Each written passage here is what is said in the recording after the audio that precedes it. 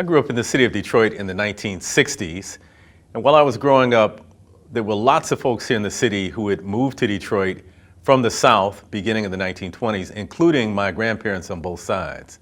There were grocery stores almost everywhere in the city. There was a national chain grocer within walking distance of every location inside the city of Detroit. That all changed by 2007 when Farmer Jack, the last of those national chain groceries, closed its doors and Detroit became labeled as a food desert. The USDA defines a food desert as a low-income census tract where a substantial number or share of residents has low access to supermarket or local grocery stores. There's multiple problems with the term food desert. One of the problems is that typically people think of a desert as a very barren landscape, and the reality is that a desert is actually a very vibrant ecosystem. Another problem with the definitions used of food deserts is that it presupposes that the answer to these areas that lack access to healthy food is more grocery stores. A third problem with the term food deserts is it's not a term that people living in those areas use to describe their own situation. It's similar to the term at-risk child used in schools.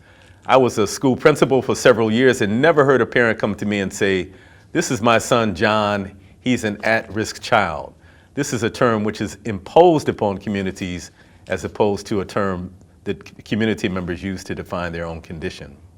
The fourth and perhaps most problematic issue with the term food desert is that it doesn't speak to the intentionality of the conditions that exist in communities that have low access to healthy foods.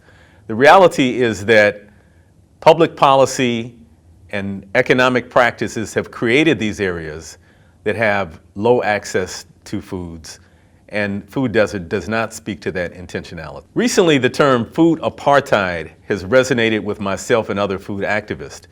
Dara Cooper defines food apartheid as the systemic destruction of black self-determination to control our food, including land, resource theft, and discrimination.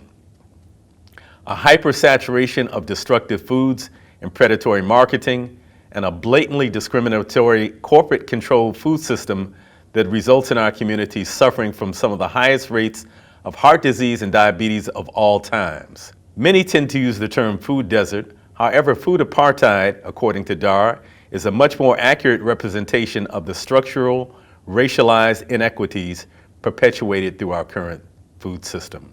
Whatever term we use to describe the situation, there are vast inequities in the American food system that are caused by historical, intentional, racist, and classist policies, resulting in far too many black and brown and poor white people not having sufficient access to fresh, healthy, high nutrient dense, affordable food. I join with those who say that such access is a human right and that denying that right in one of the wealthiest nations in the world is unconscionable.